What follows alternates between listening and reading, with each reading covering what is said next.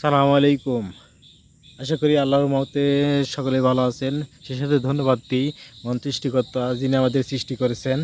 আমি ছোট্ট একটু আলোচনা করব। আলোচনা হচ্ছে এই যে আমরা সকলেই একটা চিন্তা করি যে আমরা কি করব। প্রতিনিয়ত আমরা ভাবি যে এটা করব না ওটা করব ওটা করব, আমরা চিন্তার মধ্যে পড়ি। চিন্তা সব ছেড়ে দিয়ে আমরা যে কোনো যার যে ভালো লাগে সেই কর্মে আমরা লেগে পড়ব এবং ধীরে ধীরে সেই কাজটা আমরা শুরু করব। চাকরি হোক অথবা যে কোনো কর্ম হোক, আমরা সেটা করার চেষ্টা করব এবং সফলতা দিকে আমরা আগাবো। ইনশাল্লাহ আমাদের সফলতা আসবেই। ধরেন আপনি শুরু করলেন একটা কাজ, করার পর কিছুদিন পর আপনি এই কাজ ছেড়ে অন্য আর এক কাজ চলে গেলেন, তাহলে আপনার সমস্যা হবে প্রতিনিয়ত। তার কারণ যে ওটার অভিজ্ঞতা আপনি আর পাবেন না। এই জন্য আমরা যে কোনো কাজে লেগে থাকবো এবং সঠিকভাবে করার চেষ্টা করব, সফলতা আসবে। ধরেন একটা কাজ যদি আমরা প্রতিনিয়ত করতে থাকি, সেটার কিন্তু অভিজ্ঞতা অটোমেটিক চলে আসবে।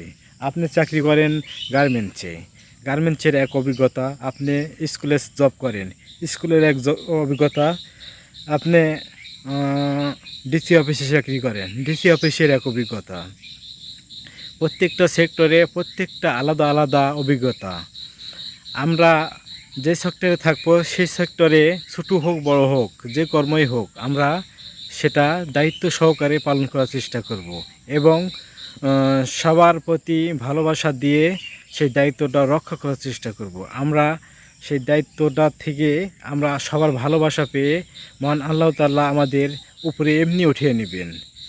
আমরা চাকরি ছোট করি, কিন্তু সবার ভালোবাসা এবং দোয়াতে আমাদের যোগ্যতা অনুযায়ী আমরা ধীরে ধীরে আগাবো। এজন্য কোনো আমরা টেনশন করব না। যে কোনো কাজ যে কর্মই হোক, আমরা সেটার প্রতি আগ্রহ হব এবং মনোযোগ দিয়ে করব। ইনশাল্লাহ সফলতা আসবেই। এজন্য আমরা কোনো সময় দুর্বল হব না। যে কর্মই হোক আমরা প্রতিনিয়ত লেগে থাকবো, সাহস করব, লাগবো। সাহস না করলে হবে না। আপনার ভিতরে দুর্বল থাকলে হবে না। যে কোনো কাজ করতে হলে আপনার সর্বপ্রথম সাহস এবং জ্ঞান এবং ধৈর্য লাগতে হবে।